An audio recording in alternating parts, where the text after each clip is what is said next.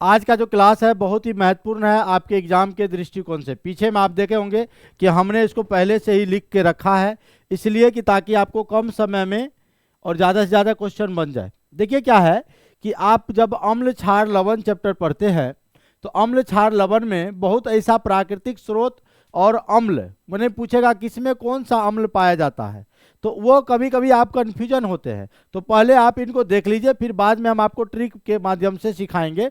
तो बस शुरू से अंत तक देखिएगा। एक बगल हमारा लिखा हुआ प्राकृतिक स्रोत, एक बगल लिखा हुआ अम्ल यानी एसिड, यानी ये हमारा कोई पदार्थ है और ये कौन सा अम्ल पाया जाता है, किस पदार्थ में कौन सा अम्ल पाया जाता है। जैसे आपको पता होगा साथियों, आप सभी को पता होगा कि जैसे सिरका है, तो ये जो एक नंबर में हमारा सिरका है, सिरका में एसिटिक अम्ल पाया जाता है, एसिटिक अम्ल पाया जाता है। एसिटिक अम्ल का दूसरा नाम है इथेनोइक अम्ल, याद रखिएगा। एसिटिक अम्ल का ही दूसरा नाम क्या है, इथेनोइक अम्ल। तो सिरका में एसिटिक अम्ल पाया जाता है। दूसरा, संतरा में पूछेगा तो बोलना साइट्रिक अम्ल। संतरा में कौन अम्ल, साइट्रिक अम्ल। अगर इमली में पूछेगा तो बोलना टार्टरिक अम्ल, इमली में टार्टरिक अम्ल। क्योंकि हम तो जानते हैं कि अम्ल जो है स्वाद में खट्टा होता है, उसका टेस्ट चखना नहीं है, उसको लिटमस पेपर से चेक करते हैं। तो अम्ल स्वाद में खट्टा होता है। तो ये सब जो फल देख रहे हैं खट्टे फलों सब में, तो ये सब एसिड है, सब में एसिड पाया जाता है। जैसे इमली, इमली का नाम जो है तो जीभ पे पानी आ गया होगा, तो इमली में टार्टरिक अम्ल पाया जाता है। पूछेगा इमली में कौन सा अम्ल पाया जाता है, तो आप कहेगा टार्टरिक अम्ल पाया जाता है। टमाटर में ऑक्जेलिक अम्ल, दूध रहे या दही रहे लैक्टिक अम्ल। नींबू में कौन सा अम्ल पाया जाता है, तो साइट्रिक अम्ल, नींबू में साइट्रिक अम्ल, नींबू में साइट्रिक अम्ल। दूध दही में लैक्टिक अम्ल।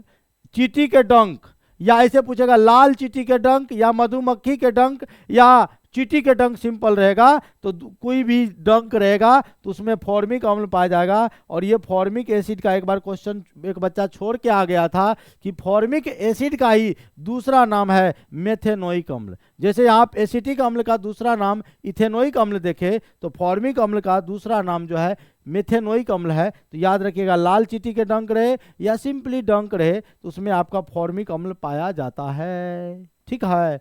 उसके बाद सेब में पूछेगा तो बोलना मेलिक अम्ल। सेब में कौन सा अम्ल पाया जाता है रे भाई, तो मेलिक अम्ल पाया जाता है। उसके बाद अमरूद में गाभा, अमरूद, लताम, लताम, ये देख रहे हो मेरे पास लताम है, एगो लताम होगा, ये देख रहे हैं, ये मेरे पास एक क्या है, अमरूद है।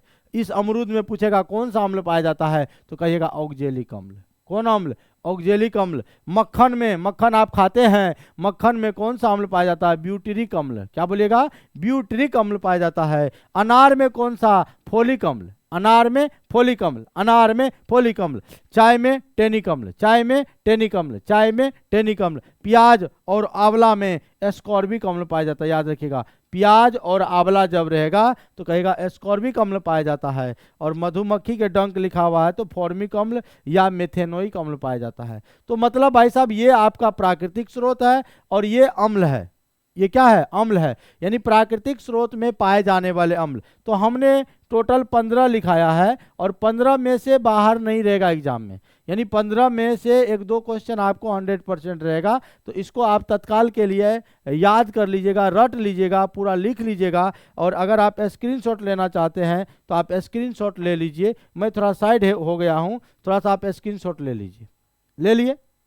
तो चलिए फिर मिलते हैं छोटे से ब्रेक के बाद। छोटे से ब्रेक के बाद हम आपको पुनः मिलते हैं, छोटे से ब्रेक के बाद। याद रखिएगा, छोटे से ब्रेक के बाद मिलते हैं।